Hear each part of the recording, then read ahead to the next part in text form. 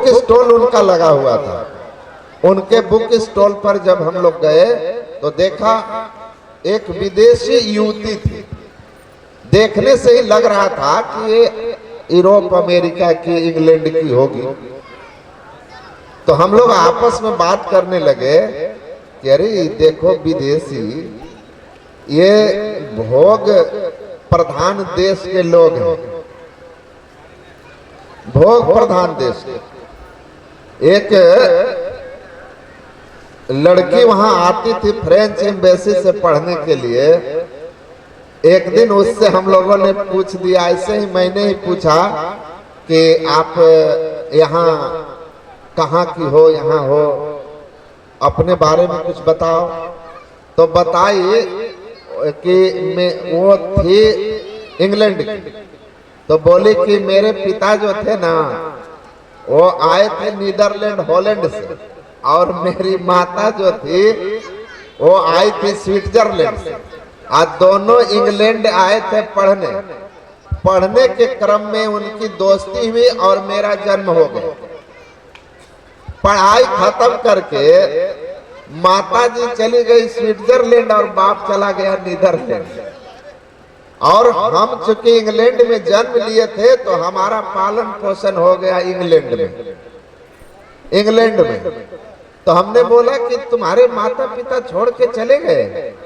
तो बोले कि हमारे जैसे वहां लाखों की संख्या में जो वहां के इस तरह के अनाथ आश्रमों में, ऑर्फनेज हाउसेस में वो पलते बढ़ते हैं, जहां जन्म लिए छोड़ के चले गए। तो हमारी नौकरी हो गई एम्बेसी में, तो मैं यहाँ आ गई, यहाँ ट्रांसफर हो गया तो आ गई। तो सोचे कि कुछ डिग्री भी ले ले यहाँ से, ताकि आगे हमको प्रमोशन हो जाए। तो ये वहाँ का कल्चर है। तो मैं तो उसको कुछ कहा नहीं, लेकिन मेरे मन में हुआ कि कमाल है। हमारे यहाँ के पशुओं से पूछो कि वेयर इज योर सन्स, तो उनको पता नहीं है। पशु को पता नहीं होता कि उनके बच्चे कहाँ हैं। ये क्या आदमी है ये लोग। तो हम लोग जानते थे वहां के बारे में। तो जब हम लोग चर्चा करने लगे कि भाई कैसे लोग हैं ये, देखो ये लड़की है उसी देश की होगी, और यहाँ इतना अधिक अध्यात्म में रुचि है, धर्म में रुचि है कि सत्संग में इतना मतलब डूबी हुई है कि उस संस्था के लिए पुस्तक बेच रही है। तो संस्था की ही होगी। तो उससे पूछने गए,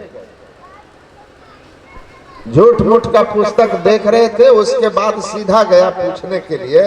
वो आ गई, पुस्तक के बारे में बताने लगी कि इस पुस्तक में क्या है, लेने से क्या हमको फायदा होगा। तो पुस्तक की ओर से हटकर हम मूल मुद्दे पर आ गए। हमने बहुत सहज भाव से पूछा, sister where do you belong to, आप कहाँ की रहने वाली हैं? उस लड़की ने हमको जवाब दिया, आई बिलोंग टू हेल, मैं नरक की रहने वाली। और ये सुन करके हम एकदम दंग रह गए। आई बिलोंग टू हेल, मैं नरक की रहने वाली। आश्चर्य हो गया। तो फिर मैंने पूछा, I am not getting it, please explain me, What do you mean by I belong to hell? मैं समझा नहीं। आपने कहा कि मैं नरक की रहने वाली, मैं समझा नहीं। थोड़ा समझाएंगे? तो क्या बोलती है कि see the nation I belong people know only 4 things: earn, eat, drink and sleep wherever you feel like, with whomever. हम जिस देश के हैं वहां के लोगों को बस इतना ही ज्ञान है, कमाओ, खाओ, जो मन करे खाओ, पियो, जो मन करे पियो, और स्लीप, सो जाओ, जहां मन करे जिनके साथ। ये उनकी स्थिति। खाओ पियो जो मन करे।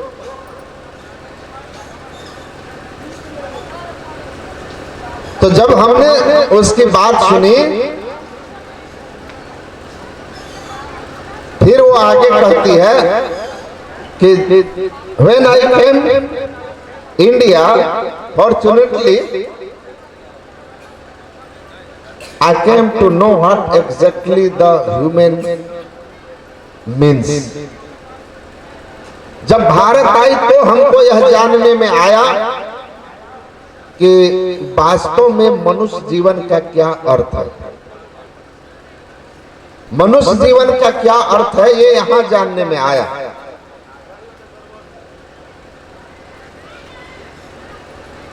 कि यह जीवन का अर्थ समझ में आया। तो खैर जो भी हो, तो मनुष्य जीवन जो मिला है यह भगवान की महती कृपा का फल है, और इसलिए नहीं मिला खाओ पियो मौज करो। यही तन कर फल विषय न भाई, स्वर्ग और स्वल्प अंत दुखदाई।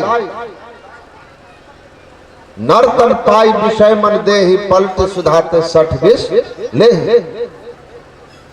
भगवान कहते हैं यह मनुष्य शरीर आपको रूप रस गंध स्पर्श और शब्द को भोगने के लिए नहीं मिला है। यह आपको किस लिए मिला है?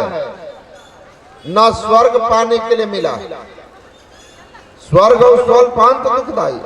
तो किस लिए मिला है? तो साधन धाम मोक्ष कर द्वारा पाई न जे परलोक संवारा। परलोक संवारने के लिए मिला। तो मैं उस सचिव महोदय को कहा कि सुनिए सर, सत्संग नहीं करते इसलिए आपको पता नहीं।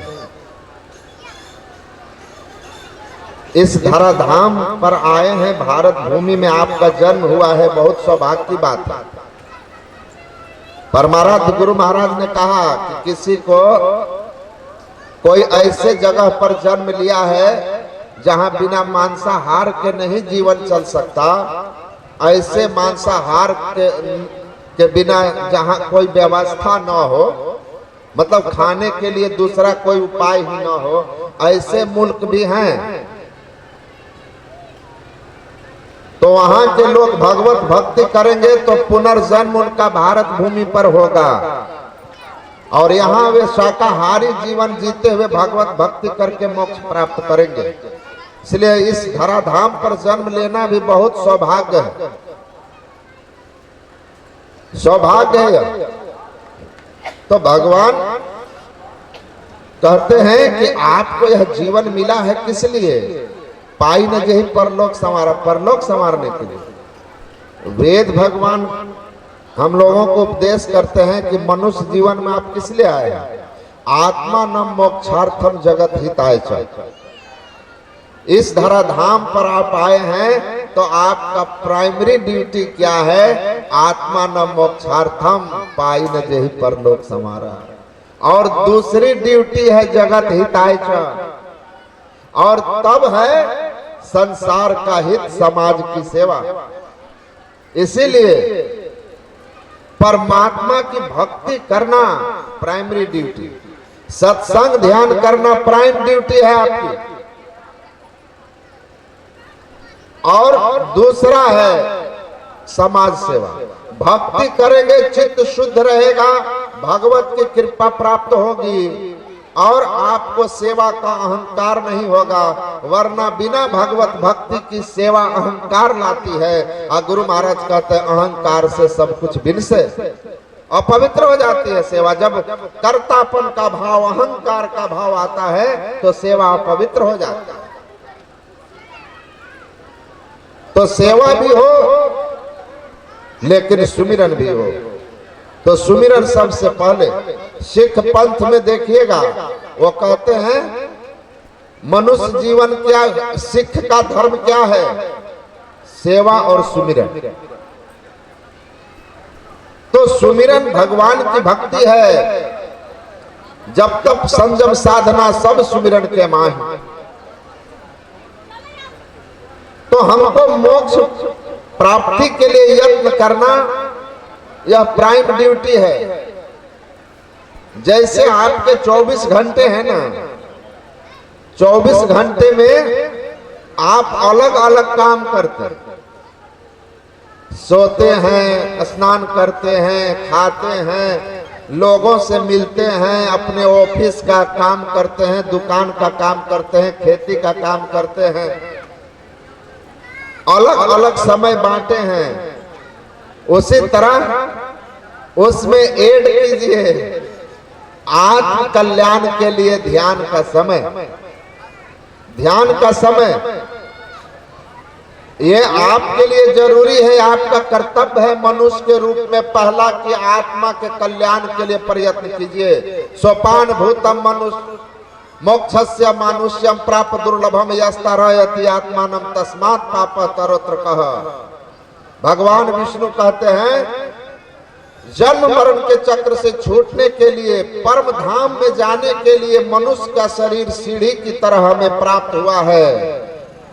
ऐसे दुर्लभ मनुष्य शरीर को पाकर जो आत्मा के कल्याणार्थ मोक्ष पाने के लिए भगवान की भक्ति नहीं करता है, वह पाप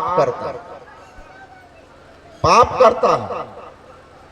इसीलिए ध्यान भी करिए और अपना कर्तव्य का जो कर्म निर्धारित है संसार की संभाल के लिए, उसको भी कीजिए।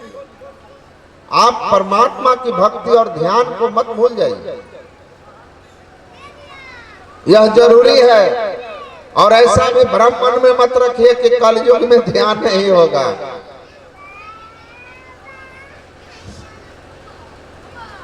ध्यान सब युग में है और सबके लिए है। चित्त शुद्धि का साधन है, ये ईश्वर प्राप्ति का साधन है, माया से छूटने का साधन है। सब संत एक मत होकर कहे हैं, इसको याद रखिएगा। आंख बंद करते हैं ना, आप अंधकार में होते हैं, और इस अंधकार में जब तक पड़े हुए रहिएगा तब तक दुख में रहिएगा।